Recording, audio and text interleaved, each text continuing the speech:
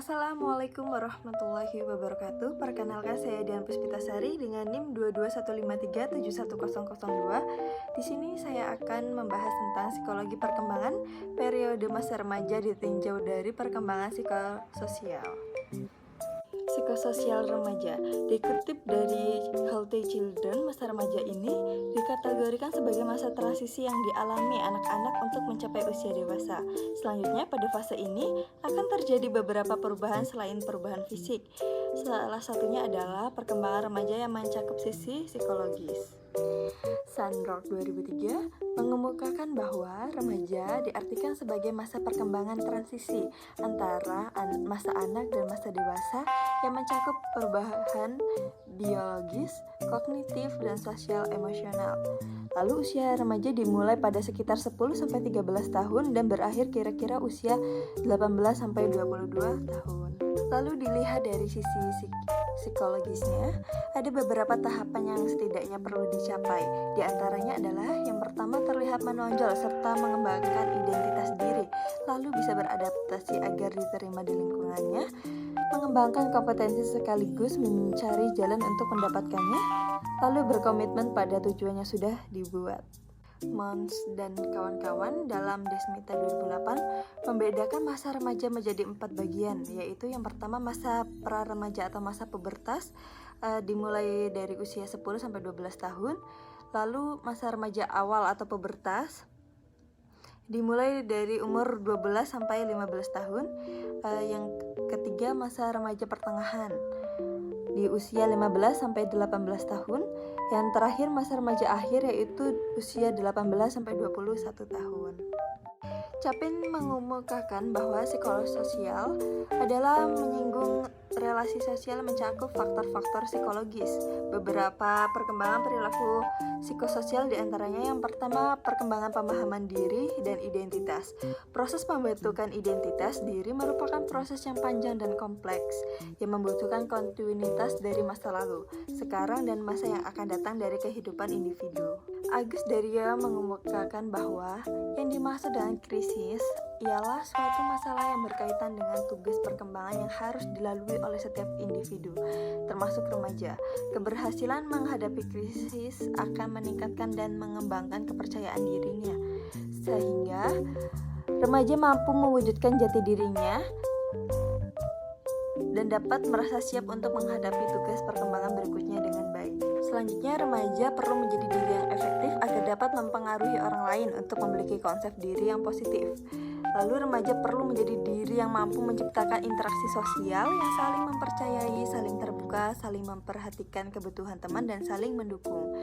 Setiap remaja pada dasarnya juga dihadapkan pada suatu krisis. Individu yang gagal menghadapi suatu krisis cenderung akan memiliki kebingungan identitas.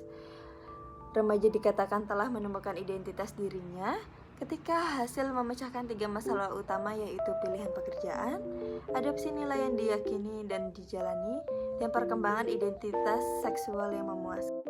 Perkembangan hubungan dengan orang tua. Keluarga mempunyai pengaruh yang cukup besar bagi perkembangan remaja karena keluarga merupakan lingkungan sosial pertama yang meletakkan dasar-dasar kepribadian remaja, termasuk pola asuh orang tua. Karena remaja hidup dalam suatu kelompok individu yang disebut keluarga, salah satu aspek penting yang dapat mempengaruhi perilaku remaja adalah interaksi antara anggota keluarga. Harmonis atau tidaknya, intensif atau tidaknya, interaksi antara anggota keluarga akan mempengaruhi perkembangan sosial remaja yang ada dalam keluarganya. Kemudian yang ketiga, yaitu perkembangan hubungan dengan teman sebaya. Dalam perkembangan sosial remaja, maka remaja mulai memisahkan diri dari orang tua dan mulai memperluas hubungan dengan teman sebaya. Di dalam kelompok sebaya, remaja menjadi sangat beruntung kepada teman sebagai sumber kesenangannya dan ketertarikannya dengan teman sebaya yang begitu kuat. Yang keempat, yaitu perkembangan moral dan religi. Moral merupakan suatu kebutuhan penting bagi remaja, terutama sebagai pedoman menemukan identitas dirinya, mengembangkan hubungan personal yang harmonis, menghindari konflik-konflik peran yang selalu terjadi dalam masa transisi. Dan untuk remaja, moral merupakan suatu kebutuhan tersendiri karena mereka sedang dalam keadaan membutuhkan pedoman atau petunjuk dalam rangka mencari jalannya sendiri. Lalu agama memiliki arti yang sama pentingnya dengan moral. Agama dapat menstabilkan tingkah laku dan bisa memberikan penjelasan mengapa dan untuk apa seseorang berada di dunia ini. Agama memberikan perlindungan rasa aman, terutama bagi remaja yang tengah mencari eksistensi dirinya. Lalu selanjutnya yaitu perkembangan emosional. Pada saat anak berusia 10 tahun, perkembangan emosi remaja masih akan menunjukkan ketergantungan kepada orang tuanya. Namun, kedekatannya dengan teman-teman sebaya akan semakin menguat. Lalu, perkembangan emosi remaja usia 11 hingga 13 tahun, dia mulai peduli dengan penampilan serta tubuhnya. Hal ini biasanya terjadi karena perubahan alami yang dialami oleh tubuhnya. Perkembangan anak usia 14 tahun. Emosi remaja pun masih tergolong naik turun. Ia masih mempunyai suasana hati yang mudah berubah, sehingga ada kalanya orang tua kewalahan dalam hal ini. Selain itu, di usia ini anak akan mulai melakukan hal-hal yang beresiko, sehingga orang tua wajib mengajak anak berdiskusi mengenai hal-hal yang baru yang diketahuinya. Selanjutnya, perkembangan sosial. Pada anak usia 10 tahun, anak perempuan akan lebih suka bermain dengan anak perempuan. Begitu pula anak laki-laki yang lebih nyaman bermain dengan anak laki-laki. Akan tetapi, anak akan mulai menunjukkan ketertarikan pada lawan jenis, meski belum terlalu nampak. Untuk anak usia 12 hingga 13 tahun, perkembangan sosialnya pun juga bisa semakin terlihat ketika jiwa kepemimpinannya anak sudah mulai terbentuk. Sebagai orang tua, cobalah untuk mendorong anak untuk lebih fokus dengan cara membantunya membuat suatu keputusan dan mendukungnya untuk berpartisipasi di komunitas atau kegiatan sekolah. Ketika remaja menginjak usia 14 tahun, ketertarikan atau keterikatan remaja dengan temannya sebayanya akan semakin erat. Ada banyak kegiatan yang bisa dilakukan, terutama ketika ia mempunyai kesukaan yang sama, dan wajar jika remaja lebih sering menceritakan apa yang dialaminya ke teman terdekatnya terlebih dahulu. Selanjutnya, perkembangan psikososial kelompok remaja. Pada masa remaja, mereka membangun relasi dengan teman sebayanya dalam bentuk persahabatan yang intim. Kelompok remaja sebaya akan memungkinkan individu untuk saling berinteraksi, bergaul, dan memberikan semangat serta motivasi terhadap teman sebaya yang lain secara emosional. Ikatan secara emosional dalam kelompok teman sebaya akan mendatangkan berbagai pengaruh besar bagi individu dalam kelompok. Remaja yang memiliki hubungan kelompok teman sebaya yang positif lebih dapat mengatasi stres. Lalu jika hubungan itu negatif, maka akan menimbulkan masalah perilaku dan perkembangan moral, salah satunya pergaulan bebas. Selanjutnya, interaksi sosial dengan sibling pada remaja. Penelitian yang dilakukan oleh Seploski dan kawan-kawan pada tahun 2014 menjelaskan bahwa sebuah studi kepada 384 pasang saudara kandung yang berada di dalam masa remaja didapatkan bahwa 65% ibu dan 70% ayah mereka menunjukkan sikap favoritisme orang tua akan membuat individu mengembangkan self-esteem yang rendah dan kesedihan. Ketidakmampuan orang tua dalam menerima anaknya secara positif akan meningkatkan persaingan atau rivalry pada anak. Lalu persaingan antar saudara kandung atau sibling rivalry ialah semangat untuk berkompetisi, kecemburuan, dan kemarahan antar saudara kandung yang sering terjadi ketika saudara laki-laki atau perempuan lahir.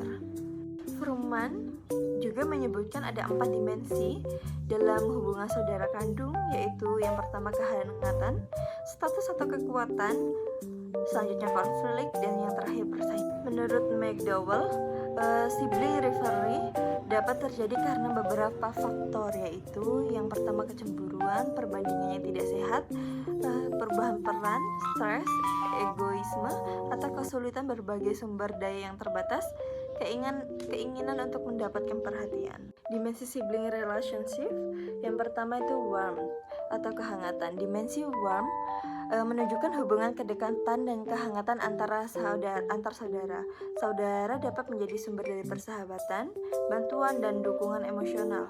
Aspek-aspek yang terdapat dalam dimensi warmth itu adalah acceptance, admiration, affection, intimacy, knowledge, similarity, and support. Yang kedua yaitu relative power atau kekuatan. Dimensi ini menunjukkan pengaruh dan kekuasaan antar saudara. Aspek yang terdapat dalam dimensi relative power ini adalah dominance, yaitu saudara memberikan pengaruh yang besar kepada saudaranya. Interaksi antara saudara yang menunjukkan relative power adalah memerintah saudaranya untuk melakukan keinginannya. Kemudian yang ketiga yaitu konflik. Dimensi ini menunjukkan adanya pertentangan atau emosi negatif antara saudara. Aspek-aspek yang terdapat dalam dimensi konflik adalah antagonism, competition, dominance, dan quarreling. Yang keempat yaitu rivalry atau persaingan. Dimensi ini menunjukkan adanya persaingan antar saudara karena perbedaan perlakuan orang tua. Lamana dan Ridman 2012 juga menyatakan bahwa sibling rivalry disebabkan oleh adanya persaingan untuk merebutkan kasih sayang orang tua. Aspek-aspeknya adalah keberpihakan orang tua dan kompetisi untuk mendapatkan perhatian orang tua. Selanjutnya kita membahas tentang pubertas. Pubertas merupakan proses kematangan dan pertumbuhan yang terjadi ketika organ-organ reproduksi mulai berfungsi dan karakteristik seks sekunder mulai muncul. Lalu Sandrock menjelaskan bahwa masa pubertas adalah masa kematangan fisik yang cepat dan melibatkan perubahan hormonal dan tubuh yang terjadi terutama masa remaja awal. Pada perempuan, pubertas terjadi pada rentang usia 10-14 tahun. Sementara pada laki-laki, pubertas terjadi pada kisaran usia 12-16 tahun. Dalam masa pubertas, remaja perempuan maupun laki-laki akan merasakan adanya perubahan dalam tubuh mereka. Perubahan tubuh ini terjadi karena pengaruh dari perubahan hormon semasa pubertas. Di masa pubertas, baik remaja pria maupun wanita juga bisa mengalami peningkatan tinggi badan. Ciri-ciri masa pubertas menurut Harlock, yang pertama masa puber adalah masa tumpang tindih. Masa puber harus dianggap sebagai periode tumpang tindih karena mencakup tahun-tahun akhir kanak-kanak dan tahun-tahun awal masa remaja. Yang kedua, masa puber adalah masa yang singkat dibandingkan dengan banyaknya perubahan yang terjadi di dalam maupun di luar tubuh. Masa puber adalah periode yang singkat, sekitar 2-4 tahun. Yang ketiga, masa puber dibagi dalam tahap-tahap. Meskipun masa puber relatif merupakan periode yang singkat dan rentang kehidupan, namun biasanya dibagi beberapa tahap, yaitu yang pertama tahap prapuber di rentang usia 9-10 tahun. Tahap ini tumpang tindih dengan 1 atau 2 tahun terakhir masa kanak-kanak. Pada saat anak-anak dianggap sebagai prapuber, yaitu bukan lagi seorang anak tetapi belum juga seorang remaja. Ciri seks sekunder mulai tampak tetapi organ-organ reproduksi belum sepenuhnya berkembang. Kemudian tahap puber di rentang usia 12-15 tahun. Tahap ini terjadi pada garis pembagi antara masa remaja kanak-kanak dan masa remaja. Saat dimana kriteria kematangan seksual muncul, ciri-ciri seks sekunder mulai berkembang dan sel-sel direproduksi dalam organ-organ seks. Lalu tahap pasca puber di rentang usia 17-18 tahun. Tahap ini tumpang tindih dengan tahun pertama dan kedua masa remaja. Selama tahap ini, ciri-ciri seks sekunder telah berkembang baik dan organ-organ seks mulai berfungsi secara matang. Lalu ciri-ciri berikutnya yaitu masa puber merupakan masa pertumbuhan dan perubahan yang pesat. Masa puber adalah salah satu dari dua periode dalam rentang kehidupan yang ditandai oleh pertumbuhan yang pesat dan perubahan yang mencolok dalam proporsi tubuh. Ciri selanjutnya yaitu masa puber merupakan masa negatif. Charlotte Bahler menamakan masa pubertas fase negatif. Istilah fase menunjukkan periode yang berlangsung singkat. Negatif berarti bahwa individu yang mengambil sikap anti terhadap kehidupan atau kelihatannya kehilangan sifat-sifat baik yang sebelumnya sudah berkembang. Selanjutnya itu karakteristik masa pubertas. Yang pertama masa kegelisahan, yang kedua masa pertentangan, yang ketiga masa keinginan mencoba dalam hal baru. Perubahan intelektual pada masa pubertas. Menurut Peter dan Lumonga menjelaskan bahwa pusatnya kemampuan intelektual remaja akan terjadi pada saat usia 11 hingga 15 tahun. Biasanya mereka terdorong memahami dunia luar, mengembangkan atau mengorganisasikan ide-idenya. Bukti pesatnya perkembangan kognitif remaja ditunjukkan dengan perubahan mental seperti belajar, daya ingat, dan berpikir, lalu bahasa. Berikutnya perubahan emosi pada masa remaja. Secara tradisional, masa remaja dianggap sebagai periode badai dan tekanan, yaitu suatu masa yang ditandai dengan ketegangan emosi yang tinggi sehingga akibat dari perubahan fisik dan kelenjar. Faktor lain yang menyebabkan tingginya emosi remaja karena adanya tekanan sosial yang menghadapi kondisi dan lingkungan baru dan kurang mempersiapkan diri untuk menghadapi keadaan dan lingkungan baru tersebut. Berikutnya adalah perubahan minat dan pada masa pubertas. Yang pertama, minat sosial. Minat sosial tergantung kesempatan yang diperoleh remaja untuk mengembangkan minat sosial dan kepopulerannya dalam kelompok. Selanjutnya, minat rekreasi. Remaja cenderung aktivitas rekreasi yang menuntut banyak tenaga dan sifatnya pasif. Kini pola aktivitasnya beralih dalam bentuk rekreasi baru dan lebih matang. Lalu selanjutnya minat penampilan diri. Hampir seluruh remaja menaruh minat pada penampilan diri. Minat penampilan diri ditunjukkan dengan minat terhadap penampilan fisik tubuh, daya tarik, jenis pakaian, perhiasan, dan kerapian. Selanjutnya minat pada pakaian. Pada penyesuaian pribadi dan sosial dipengaruhi teman sebaya mengenai pakaian, maka sebagian besar dari remaja berusaha menyesuaikan diri terhadap pakaian yang dikehendaki kelompok. Lalu selanjutnya minat uang. Cepat atau lambat semua remaja akan menemukan bahwa uang merupakan kunci dari kebebasannya.